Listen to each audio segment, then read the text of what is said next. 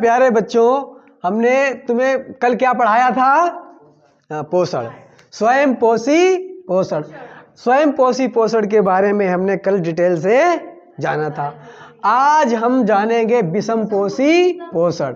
अच्छा, विषम पोषी पोषण वे पोषण होते हैं जिसमें जीव अपना भोजन स्वयं ना बना के दूसरे जीवों पर डिपेंड होते हैं, विषम पोषी पोषण कहलाते हैं। ठीक है। अच्छा, विषम पोषी पोषण कुछ जीवों द्वारा किया जाता है और विषम पोषी पोषण पहले जीव होते हैं जंतु समपोषी जीव। कौन से जीव होते हैं? जंतु समपोषी जीव। ऐसे जीव शाकाहारी, मांसाहारी तथा सर्वाहारी होते हैं। जंतु समपोषी जीव कैसे होते हैं? तथा सर्वाहारी जीव होते हैं। जैसे शेर हमारा कौन सा है बताओ? शेर हमारा मांसाहारी जानवर है। उसकी बात गाय की बात करेंगे। गाय कैसा जानवर है? शाकाहारी। अच्छा, ऐसे जीव किस श्रेणी में आते हैं? जंतु समपोषी पोषण में। हाँ। अच्छा, ये जीव दूसरे जीवों पर डिपेंड होते हैं। शेर किस पर डिपेंड है? छोटे जानवरों को खाता है। हाँ। और गाय किस पर डिपेंड है? घास है, पेड़ पौधे हैं, यही तो खाती है। अच्छा, मनुष्य सब खा जाता है। सही है। अच्छा, परपोषी जीव की बात करेंगे हम। किसकी जीव करेंगी? अच्छा, परपोषी जीव। परपोषी जीव नहीं, जो मृतपोषी जीव हैं। कौन से जीव हैं? मृतपोषी जीव। मृतपोषी जीव वे जीव होते हैं जो मृत कार्बनिक पदार्थों का भक्षण करते हैं। मीन्स मृत चीजों को खाते हैं। मरे जीवों को जो लोग खाते हैं उन्हें मृतपोषी जीव कहा जाता है। ठीक है। जैसे मृतपोषी जीव में कौन कौन से जीव आ जाएंगे? बहुत सारे कवक। कौन से आएंगे? कवक। कौन से आएंगे? कवक। कौन से जीव आएंगे? कवक। ठीक है। कवक में सबसे पहले ईस्ट। कौन सा है? ईस्ट नाम सुना है? हाँ। ईस्ट एक कवक होता है जो डबल रोटी देखिए। डबल रोटी तथा आटा को फुलाने में कौन सा कवक काम करता है? ईस्ट काम करता है। ठीक है। ईस्ट का काम है कि डबल रोटी को या जो ब्रेड हमारे है, आटा वगैरह है, इसको क्या कहते हैं? फुलाई देते हैं। सही है। टेस्टी बन जाते हैं। तो जो कुछ कवक जो होते हैं हमारे, कुछ लाभदायक कवक होते हैं, कुछ हानिकारक भी कवक होते हैं। सही है। जैसे दाद, खाज, खुजली वगैरह हमारे हो जाते हैं, ये कवकन से ही हो जाते हैं। जे हमारे जो जीवों के हानिकारक कवक होते हैं। ठीक है। अच्छा, उसकी बाद में बात करेंगे हम ईस्ट हमें लाभदायक कवक है। उसी प्रकार एक होता है हमारा मशरूम। क्या होता है? मशरूम का नाम सुना है? हाँ। अच्छा, मशरूम जो है, मशरूम की सब्जी भी बनती है। हाँ। मशरूम भी एक कवक है। अच्छा, मशरूम की सब्जी बनती है, लाभदायक है। उसी प्रकार से एक पेंसिलिनियम का है। पेंसिलिनियम।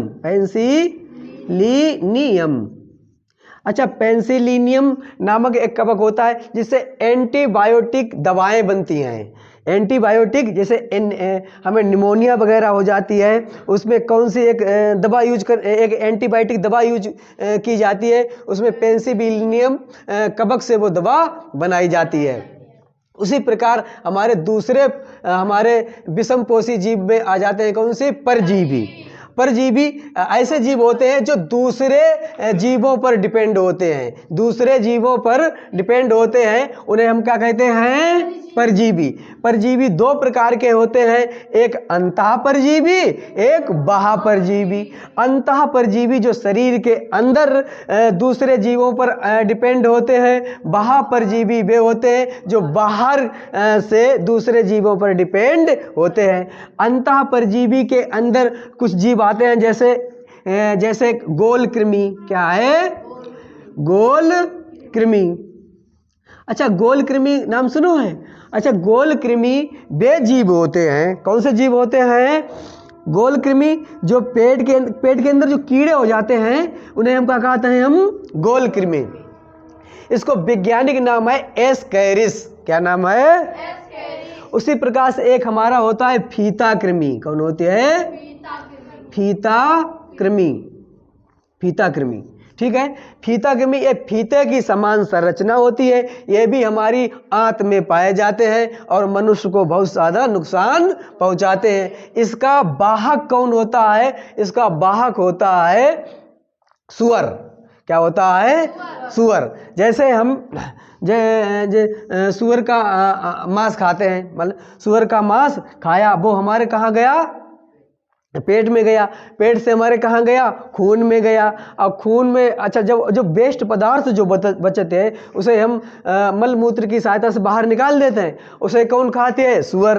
अच्छा, सुअर के अंदर क्या आता है? फीता कृमि। फिर दोबारा सुअर में पहुँच गए, फिर वे कुछ लोग सुअर के मांस को खाते हैं, फिर धीरे धीरे वहाँ पर ही पहुँच जाते हैं। तो जो कुछ अंतः परजीवी हैं जो मनुष्य को बहुत ज़्यादा नुकसान पहुँचाते हैं, जैसे गोल कृमि, फीता कृमि, ये हमारे क्या हैं? अंतः परजीवी, ठीक है।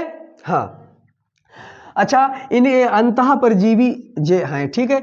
दूसरे हमारे होते हैं बाह्य परजीवी। बाह्य परजीवी वे होते हैं जो शरीर के बाहर पाए जाते हैं, जैसे जूं का नाम सुना है?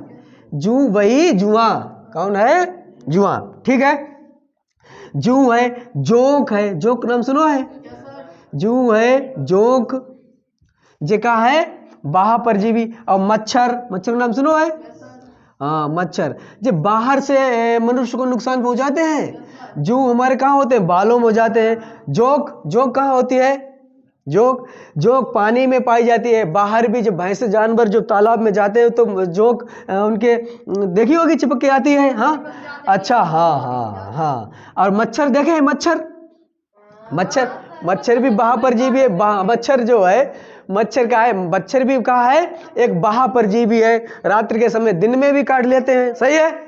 उसी प्रकार होते हैं एक हमारे सहजीवी। क्या होते हैं? सहजीवी। देखो, परजीवी जो होते हैं जो मनुष्य को नुकसान पहुंचाते हैं, लेकिन सहजीवी ऐसे जीव होते हैं जो मनुष्य तथा पेड़ पौधों के साथ मिलकर रहते हैं, मनुष्य को नुकसान नहीं पहुंचाते हैं। जैसे एक होता है एनाबीना। क्या होता है? एनाबीना, ठीक है। एक एनाबीना, उसी प्रकार एक राइजोबियम। क्या होता है? राइजोबियम, ठीक है। एनाबीना तथा राइजोबियम। एनाबीना तथा राइजोबियम कहाँ है? ये दलहनी फसलों में जीवाणु पाए जाते हैं। कहाँ पाए जाते हैं?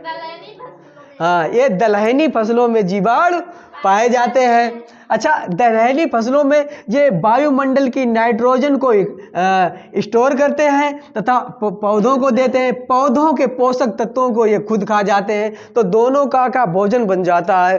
तो ये जीवों के लिए भी जीव अपना भी भोजन प्राप्त करते हैं तथा पौधों के लिए भी लाभदायक होते हैं। तो इन्हें सहजीवी जीव कहते हैं। इतनी बात समझ में आई? ठीक है। दूसरे होते हैं हमारे कीट भक्षी जीव। कैसे होते हैं? इनमें नाइट्रोजन की कमी होती है, इसलिए ये नाइट्रोजन की पूर्ति करने के लिए कीटों का भक्षण करते हैं। इसमें नेफेथिस तथा ड्रोसेरा ब्यूटिकुलेरिया आदि ये कहा है कीट भक्षी पौधे आ जाते हैं, सही है। इस प्रकार से हमने क्या विषमपोषी जीवों के बारे में जाना, ठीक है।